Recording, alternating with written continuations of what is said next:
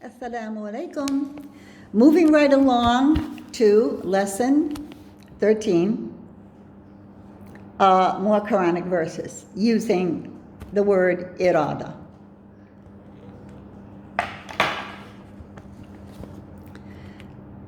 أعوذ بالله من الشيطان الرجيم بسم الله الرحمن الرحيم وإن الله يهدي من يريد. Allah guides whom He intends to guide. إن الله يحكم ما يريد. Allah judges according to what He intends. Next. ما يريد ليجعل عليكم من حرج ولكن يريد ليطهركم. Allah does not intend for you. Haraj is like embarrassment in your religion. He wants to cleanse you. Next. فَمَنْ يَمْلِكُ مِنَ اللَّهِ شَيْئًا إِنْ أَرَادَ إِنْ يَحْلَكَ الْمَسِيحَ ابْنَ مَرْيَمَ وَأُمَّهُ وَمَنْ فِي الْأَرْضِ جَمِيعًا. This is hard, you know this one, because when you tell this to non-Muslims, they become very like, oh, how can you say that? Well, Allah said it. So you have to tell them. فَمَنْ يَمْلِكُ مِنَ اللَّهِ شَيْئًا. Who can hold back, let's say, from Allah anything? إِنْ أَرَادَ اللَّهُ أَنْ يَحْلُكَ الْمَسِيحَ. If Allah intends to destroy Jesus, Isa ibn Maryam, the son of Mary, and then He even says, Isa ibn Maryam wa ummuhu, and his mom, wa man fil ardi jamia, and everyone in the earth. Allah is asking you, who can change this? Man yamliku min Allah. Who has the power? The mulk, yamlik. Who can do it? If Allah wants to destroy Jesus, His mom, and everyone in the world. Man yamliku. The way it's phrased is so powerful. Man yamliku. Remember, Malik is owning something. So who has the capability to do this? And I'm really enjoying this subject because I've always loved this subject, and I've always wanted to do something with it. I even translated a fatawi by Ibn Taymiyyah having to do with Qada wa Qadr and published it in Egypt about 10 years ago, 12 years ago. It was a PhD thesis, portions of the PhD thesis that a woman scholar in Egypt published in a smaller version of the fatawi of Ibn Taymiyyah. It was about 100 pages. So when I read it, I was impressed. And I said, I would like to translate this. And I did. I'll talk about that some other time with you. But the Qada wa Qadr thing has always been very much, I can say, admired by me, that Allah does something like this. It's just so perfect, and it keeps you on point. It keeps you on track. It keeps you, don't worry about it. That's what I love, that phrase. I love to say to people, don't worry about it. And I've always felt that that's the best way to approach life. And because I've always liked that phrase, when I discovered Qada wa Qadr, I like it even more, because Allah guided me to do this in Corona time. Now, I've always wanted to do this Qada wa Qadr with you because I know it's absent. It's not extant in the American society, let alone in the university system. Oh, I wonder why. Well, you know, there are two versions of Corona. One that is, we are in deadly, dire distress. We could all get it, and we could all be compromised, or we could all die from it. And then there's another version, it's called the alternative media, where many recognized scientific experts and doctors have said it's so overblown.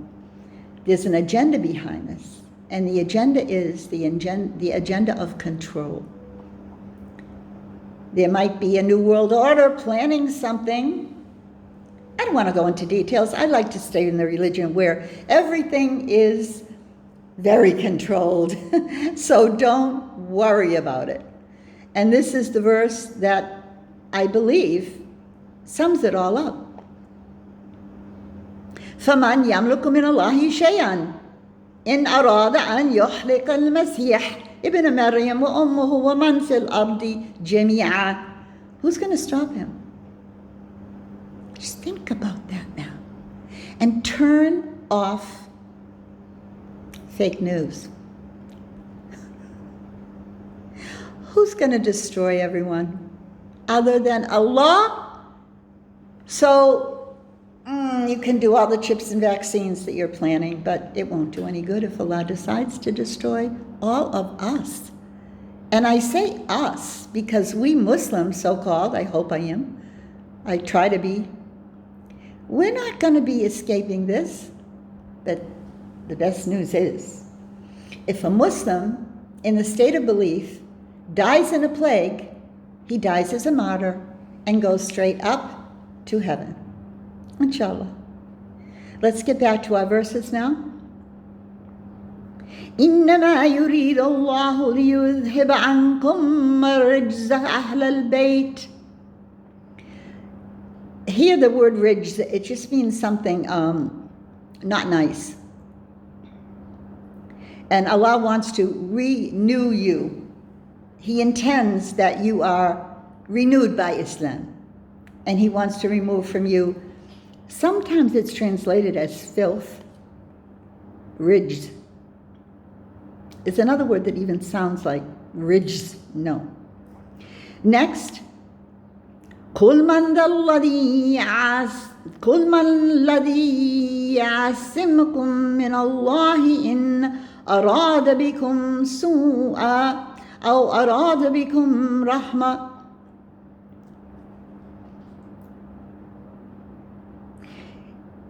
يعصيكم.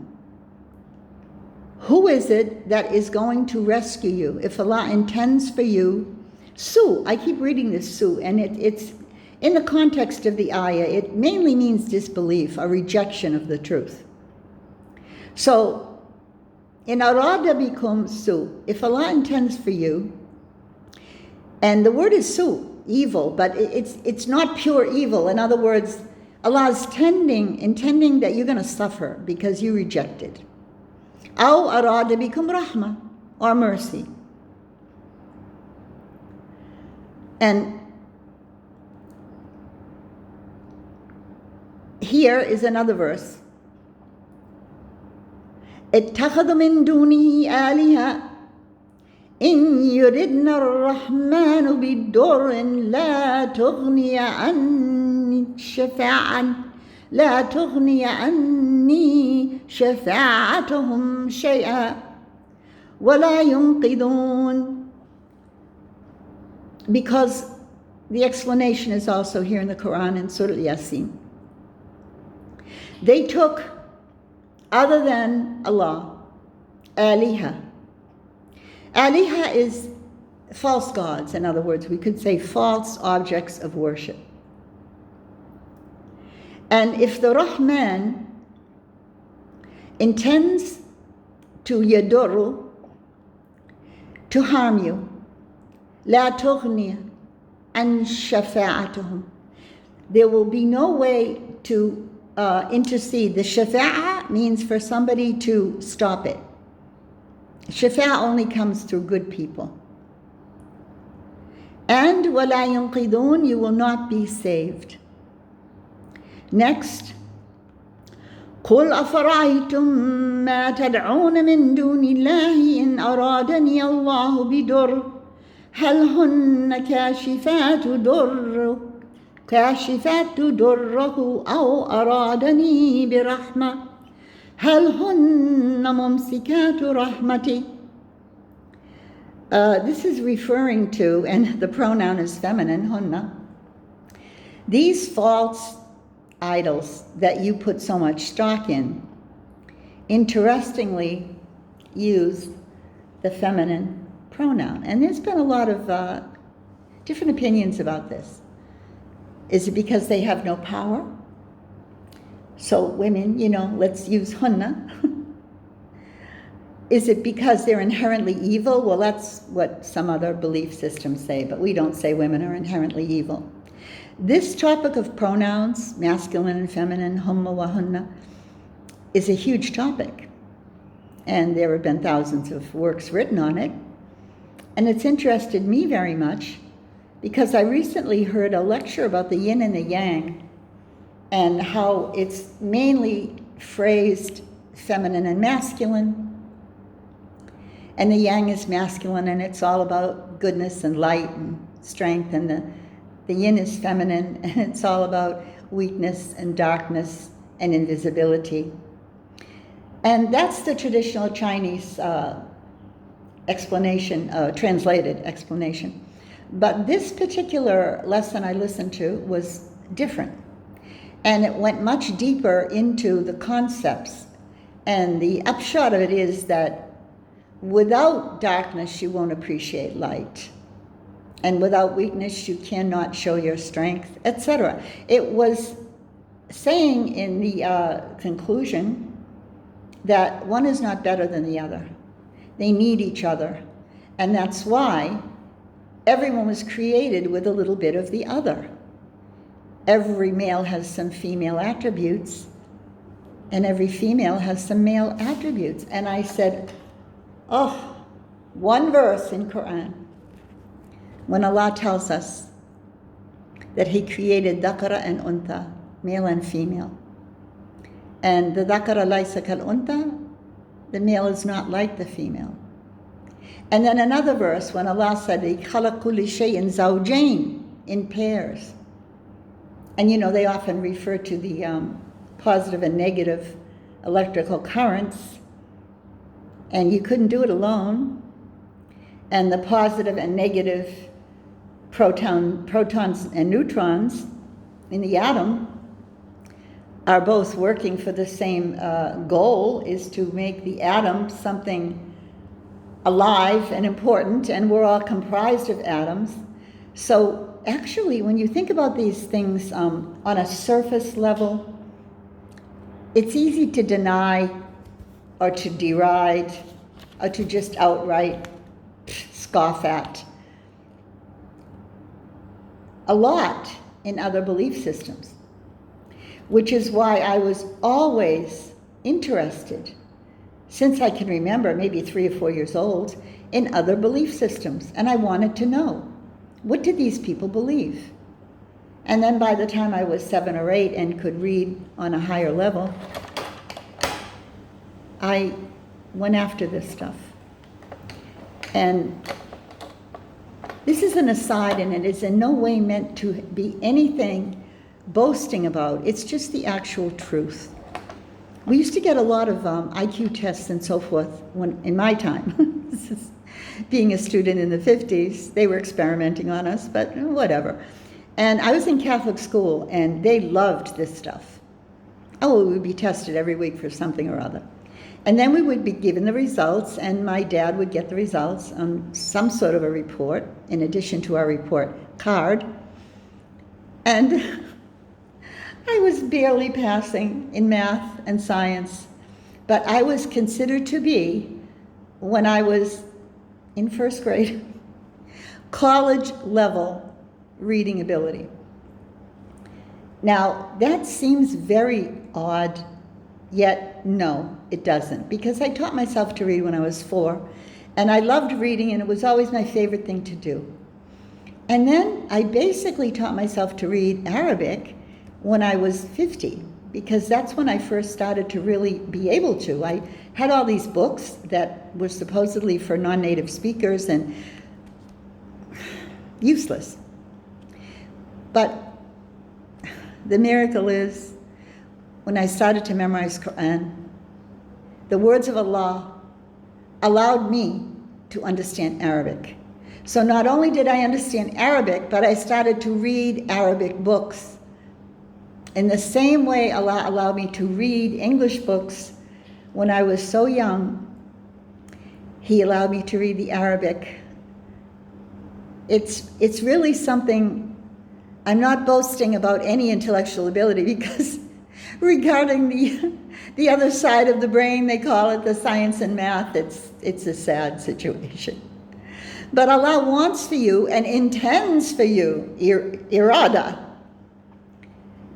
that which perhaps might puzzle you or seem like it's in some way deficient, maybe not enough, but you really have to accept it, because there's some sort of wisdom behind it, and I think it's ending up in the wisdom of my lessons that I'm trying to get out in my attempts to put what I have forward to my people. I call it the foreigners' lessons, because they don't know Arabic, and I also very much point it towards my fellow Americans, because I am American and I enjoy being American, and I'm not going to stop ever claiming my citizenship as an American, because Allah caused me to be born in America of American parents and American grandparents and American great-grandparents.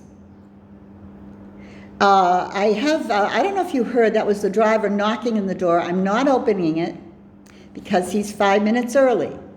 So I'm going to give you a few more verses, and then we'll close for today. We're 16 minutes.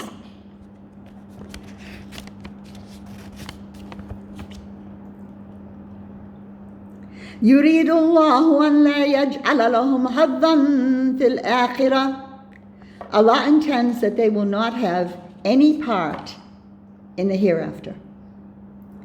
من كان يريد العاجلة أجلنا له فيها ما نشاء لمن نريد. Now this is interesting. I'm really glad I didn't stop here, and I might have missed this one. Whomsoever Allah intends to hasten something on, He will. فيها ما نشاء لمن نريد. You know, the nasha and the nurid with the noon, the pronoun of we, Allah uses this in terms of Himself. And there are many theories on why it's we, but I'm not going to go into it right here and now. I will, though. I promise you, at another time. So this verse begins with Man kana yuridu al-ajila. This is the intent. And the last part of the verse is Ma nasha' liman nurid. For whomsoever we intend, to whom? In other words, this is Nasha and Nurid in the same verse, in the end.